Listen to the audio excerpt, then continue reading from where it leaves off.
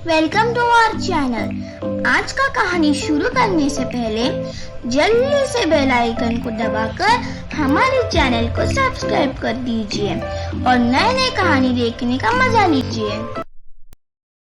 उसके बाद आदित्य जी चंपा मौसी को कॉल करते हैं। मौसी, सुजाता की एक बेटी हुई है। आप ये बात श्रुति को बता देना और उसे ये भी बताना कि हम बच्ची को लेकर कल सुबह घर आएंगे। हाँ साहेब, मैं श्रुति को बता दूंगी। श्रुति, तुझे पता है तेरी एक बहन हुई है और तुम्हारे माँ पापा कल उसे घर लेकर आ रहे हैं। ये तो बहुत खुशी की बात है। मेरी एक बहन हुई है, मैं उसके साथ बहुत खेलूंगी, उसके ढेर सारा प्यार दूंगी। हम दोनों मिलकर बहुत मस्ती करेंगे। अब बहुत रात हो गई है श्रुति, चल हम दोनों सो जाते हैं। कल हमें नई बच्ची की स्वागत के लिए तैयारी भी तो करनी होगी ना।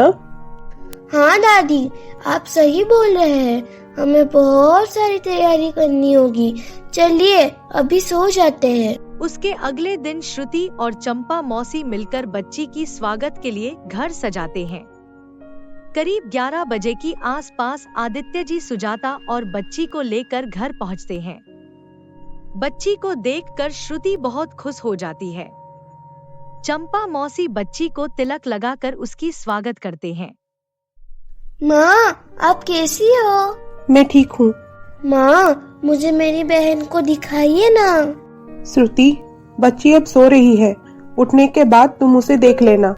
मैं बहुत थक गई हूँ, मैं बच्ची के साथ आराम करने जा रही हूँ, इसलिए याद रहे कोई मेरे कमरे में मत आए। माँ, मैं मेरी बहन की स्वागत के लिए केक लाई थी काटने के लिए। चलिए ना, काटते हैं। अभी नहीं श्रुति, बाद में। इतना कहकर सुजाता अपनी बेटी को लेकर कमरे में चली जाती है। ये देखकर श्रुति दुखी हो जाती है। कल से माँ हॉस्पिटल में थे, मुझसे मिले नहीं थे। आज जब घर आए वो मुझसे ठीक से बात भी नहीं किए, चले गए। श्रुति को दुखी देखकर आदित्य जी कहते हैं, क्या हुआ श्रुति, तुम अचानक से दुखी हो गए? पापा, माँ हॉस्पिटल से घर आने के बाद मुझे ठीक से बात भी नहीं किए, मुझे गले भी नहीं लगाया और मुझे मेरी बहन को भी नहीं दिखाया, इसलिए मैं दुखी हूँ। श्रुति बेटा, तुम्हारी माँ बहुत थक गई है ना, उन्हें आराम की बहुत जरूरत है और ऐसे भी बच्ची अभी सोई है। थोड़ी देर के बाद जब वो उठेगी तब तुम अपनी बहन को देख लेना और उसके साथ खेलना, और जब सुजाता को थोड़ी ठीक लगेगा वो खुद तुम्हारे पास आएगी और तुम्हें ढेर सारा प्यार करेगी। ये बात सुनकर श्रुति खुश हो जाती है। माँ, पापा, हम बच्ची का क्या नाम रखेंगे? तुम बताओ, तुम अपनी बहन का नाम क्या रखना चाहती हो? पापा, स्वाति नाम कैसे रहेगा? अरे ये तो बहुत अच्छा नाम है, श्रुति, स्वाति, मेरे दोनों बेटी। सुजाता, तुम कुछ बोल नहीं रही हो? स्वाति नाम कैसा रहेगा बच्ची के लिए? अच्छा नाम है। ये माँ को भी स्वाति नाम अच्छा लगा। मेरी बहन का नाम अब से स्वाति है। श्रुति, मैंने तुम्हें मना किया था ना, बच्ची सोई है, थोड़ा धीरे आवाज में बात करो। देखो, तुम्हारी चिल्लाने की आवाज सुनकर स्वाति उठ गई, उसकी नींद पूरी नहीं हुई और रोने लगी। सॉरी माँ, मुझे पता नहीं था कि स्वाति इस तरह उठ जाएगी और रोने लगेगी। आगे से मैं ध्यान रखूंगी। अरे श्रुति, तुम दुखी मत हो, माँ स्वाति को फिर से सुला देगी। चलो हम दोनों यहाँ से जाते हैं। उसके बाद स्वाति होने की खुशी में आदित्य जी घर में एक पार्टी रखते हैं। घर मेहमानों से भरे हुए थे। तब स्वाति रोने लगती है। सुनिए, स्वाति रो रही है, मैं उसे सुलाकर आती हूँ। ठीक है, तुम जाओ। उसके बाद सुजाता स्वाति को लेकर कमरे में जाती है। वो उसे कमरे में सुलाकर फिर से पार्टी में आती है। कुछ समय के बाद स्वाति फिर से रोने लगती है। तब उसकी रोने की आवाज श्रुति सुन लेती है। अरे स्वाति यहाँ अकेली है, माँ कहाँ है? ये तो रो रही है, मुझे उसे गोदी में लेकर चुप कराना होगा। ऐसे कहकर श्रुति स्वाति को गोदी में उठाती है।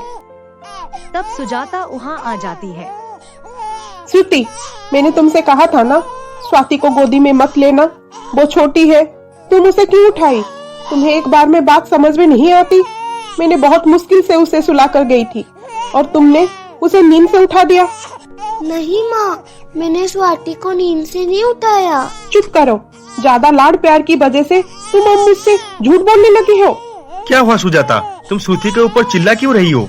खुद पूछ लीजिए अपनी लाडली को।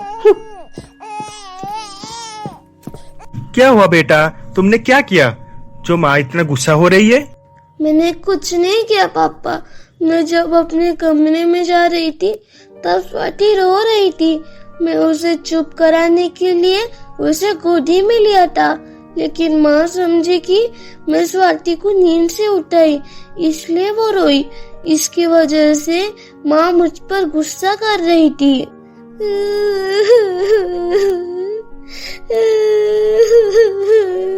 रो मत बेटा, सब ठीक हो जाएगा।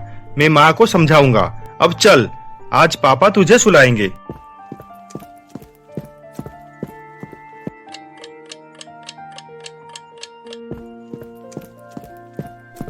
क्या हुआ? आप मुझे ऐसे क्यों देख रहे हैं? मैं देख रहा हूँ कि तुम इन दिनों बहुत बिजी होती जा रही हो। स्वाति की तुम इतनी ख्याल रख रही हो कि तुम ये भूल गई हो कि तुम्हारे और एक भी बेटी है जो तुम्हारा प्यार और साथ चाहती है। तुम आजकल ये भूल रही हो कि स्वाति के साथ श्रुति भी तुम्हारी एक बेटी है। तुम्हारा उसके प्रति भी कुछ फर्ज है। श्रुति की देखभाल करने के लिए चंपा बुआ है ना। अगर श्रुति की चंपा मौसी ख्याल रखेगी तो मैं तुम्हें शादी करके इस घर में क्यों लेकर आया था? आप कहना क्या चाहते हैं कि मैं अपनी बेटी को छोड़कर श्रुति का ख्याल रखूं? सुजाता, श्रुति भी तुम्हारी बेटी है। नहीं, वो मेरी बेटी नहीं है, वो आपकी बेटी है, मेरी सौतन की बेटी है। और आप श्रुति की तुलना मेरी बेटी के साथ कर रहे हैं। एक बात कान खोल के सुन लीजिए, मैं श्रुति के आया नहीं हूँ जो हर वक्त उसका ख्याल रखूं। अब मेरी जिम्मेदारी बढ़ चुकी है। मुझे अब मेरी बेटी के बारे में सोचना है, ना कि श्रुति के बारे में। अगर आपसे श्रुति की ख्याल रखा नहीं जाता तो आप उसको किसी अनाथ आश्रम में डाल दीजिए। सुजाता, अपनी जवान को लगाम दो, वरना अच्छा नहीं होगा। आपका ये गुस्सा अपने पास रखिए। मैं आपकी ये धमकी से डरने वाली नहीं हूँ। जो सच है वो मैं बोल रही हूँ। आपकी धमकी की वजह से सच्चाई तो नहीं बदल जाएगी ना। श्रुति मेरी अपनी बेटी नहीं है, वो मेरी सौतली बेटी है। ऐसे ही दिन बीतते हैं। देखते ही देखते 18 साल बीत जाते हैं।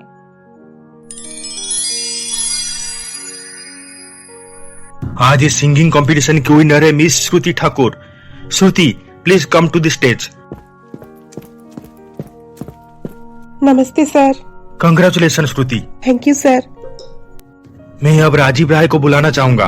वो इस कॉलेज के ट्रस्टी होने के साथ साथ एक बहुत बड़े समाज सेवी है। सर, प्लीज स्टेज के ऊपर आइए और श्रुति को पुरस्कार देकर सम्मानित कीजिए। उसके बाद राजीव जी श्रुति को पुरस्कार देते हैं। श्रुति उनका पैर छूती है। ये देखकर राजीव जी भावुक हो जाते हैं। अब आगे क्या होने वाला है, जानने के लिए देखिए हमारा अगला एपिसोड।